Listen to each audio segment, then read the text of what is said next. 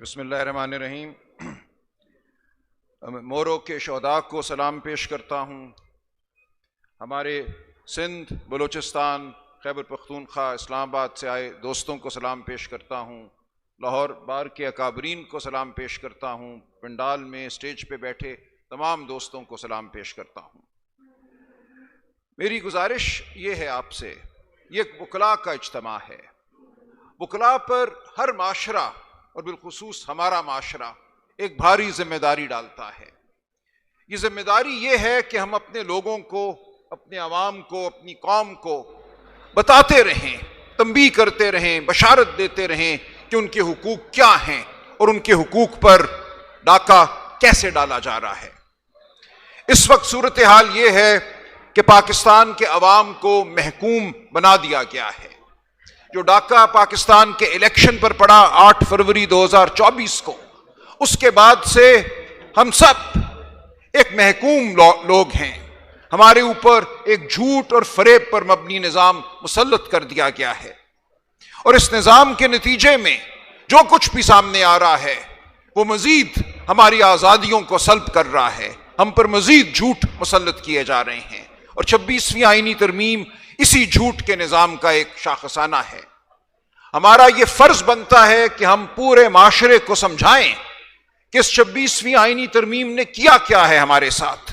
جو الیکشن لوٹا گیا، اس کے بعد اس لوٹ کو چھپانے کے لیے ہمارے عدالتی نظام پر حملہ کیا گیا۔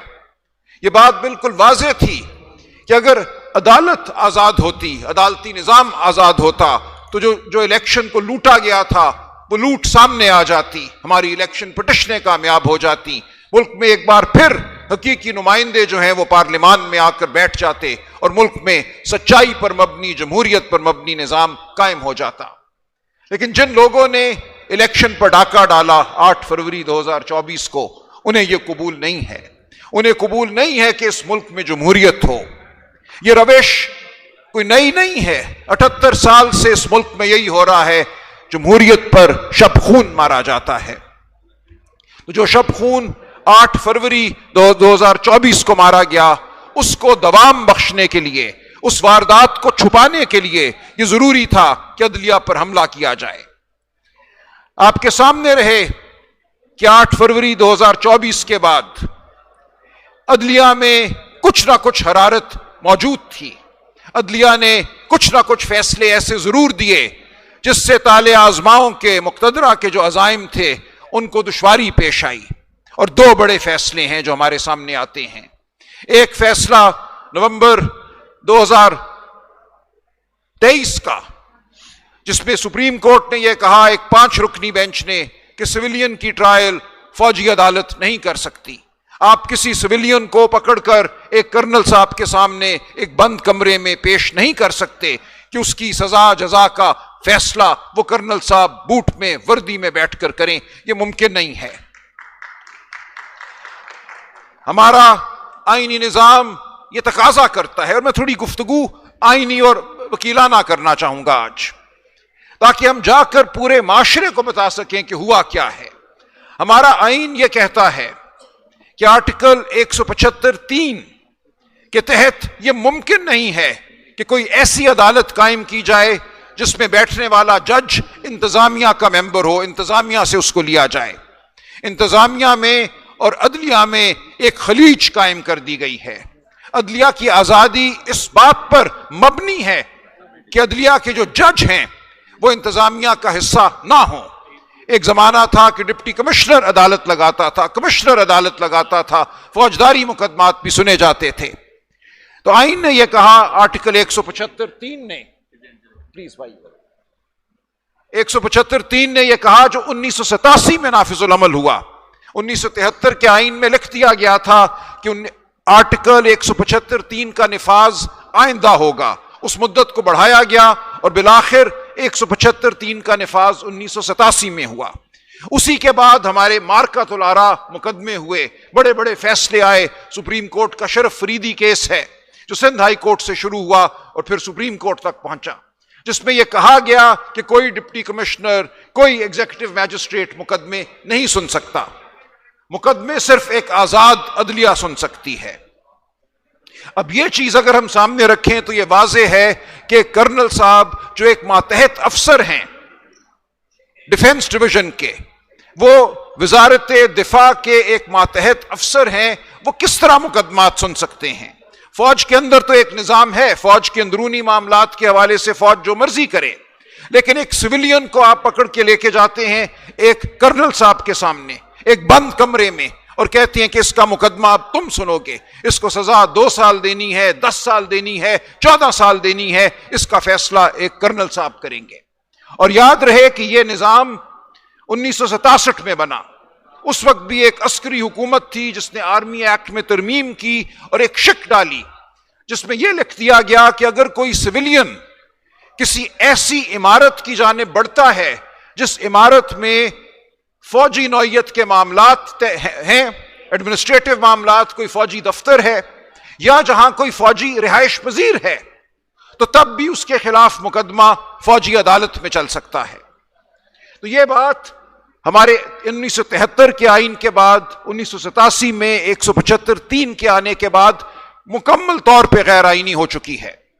نہیں یہ ممکن کہ کسی سویلین پہ الزام یہ لگایا جائے کہ یہ ایک عمارت کی جانب بڑھا تھا اور پھر اس الزام کے تحت اس کو ایک کرنل صاحب کے سامنے پیش کر دیا جائے۔ یعنی کہ صرف الزام لگانا ہے، آپ پہ وہ الزام لگ سکتا ہے، مجھ پہ وہ الزام لگ سکتا ہے۔ بلوچستان میں ہر چیک پوائنٹ ایک ملٹری انسٹالیشن ہے، کسی چیک پوائنٹ پہ کھڑے شخص پہ یہ الزام لگ سکتا ہے کہ اس نے ارادہ کیا اس چیک پوائنٹ کو پار کرنے کا، اور اس کو آپ ایک فوجی عدالت کے سامنے بھیج سکتے ہیں۔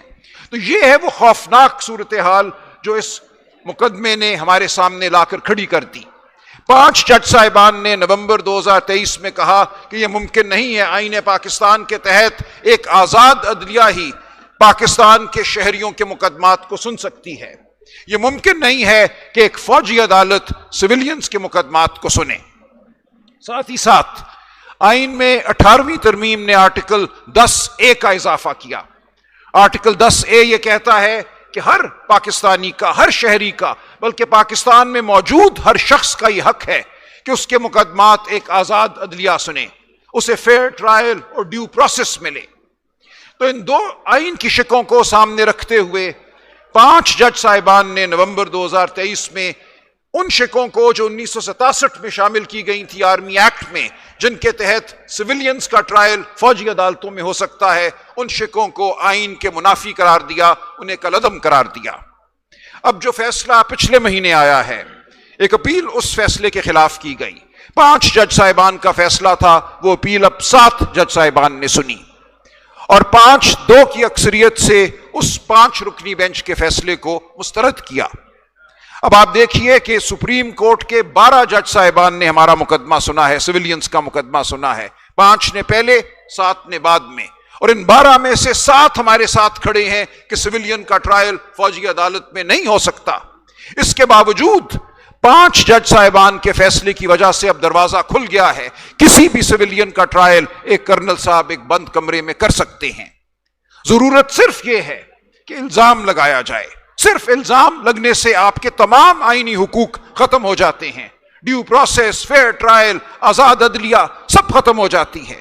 اگر آپ پہ الزام لگا دے علاقے کا کمانڈنگ افسر کہ مجھے یہ شخص مطلوب ہے ایک فوجی عدالت کے سامنے پیش کرنے کے لیے کیونکہ اس شخص نے ایک ایسی عمارت کی جانب پیش قدمی کی جس سے کوئی فوج کا کوئی معاملہ منسلک ہے، رہائش کے حوالے سے یا دفتری امور کے حوالے سے، تو اس شخص کو فوجی عدالت پہ پیش کر دیا جائے گا۔ اور یہی کچھ ہوا 9 مئی 2023 کے بعد، ہزاروں کی تعداد میں لوگوں کو گرفتار کیا گیا، اس میں سے سینکڑوں کو فوجی عدالتوں میں بھیج دیا گیا۔ عمران خان صاحب پہ بھی یہ الزام ہے کہ وہ فوجی تنصیبات پر یا فوجی عمارتوں پر پیش قدمی کے ماسٹر مائنڈ ہیں۔ عدالت میں یہ کہا گیا کہ ہم عمران خان کو بھی فوجی عدالت میں پیش کرنا چاہتے ہیں، لہٰذا 5 ججوں کے فیصلے کو مسترد کیا جائے، اور 5-2 کی اکثریت سے ایک 7 ممبر بینچ نے یہ سانحہ ہم پہ برپا کر دیا۔ یہ ایک ٹریجڈی ہے، یہ ایک سانحہ ہے، یہ فیصلہ تاریخ معاف نہیں کرے گی، یہ ایک سیاہ فیصلہ ہے۔ اس کے خلاف جو ہم مزاحمت کر رہے ہیں، جو مزاحمت آپ کو کرنی ہے، اس کی مہک، اس کی خوشبو گونجے گی، ہماری آواز گونجے گی، وہ خوشبو پھیلے گی۔ ہمارے لیے اب ضروری ہو گیا ہے کہ اگر پاکستان میں ہم نے شرافت کو بچانا ہے، پاکستان میں ہم نے آئینی اقدار کو بچانا ہے، قانون کو بچانا ہے، تو ہم مزاحمت کریں، ہم جد و جہد کریں۔ یہ کالا فیصلہ ہے، اس کے بعد کوئی جواز نہیں رہ جاتا کسی ایک وکیل کا بھی گھر بیٹھنے کا۔ اور یہ فیصلہ کیوں ممکن ہوا؟ کیوں ان 5 جج صاحبان کے فیصلے کو 7 ججوں نے کانسٹیٹیوشنل بینچ، آئینی بینچ میں بیٹھ کر مسترد کیا؟ یہ صرف اور صرف 26ویں آئینی ترمیم کی وجہ سے ہوا۔ 26ویں آئینی ترمیم پاکستان کی تاریخ کی سیاہ ترین ترمیم ہے۔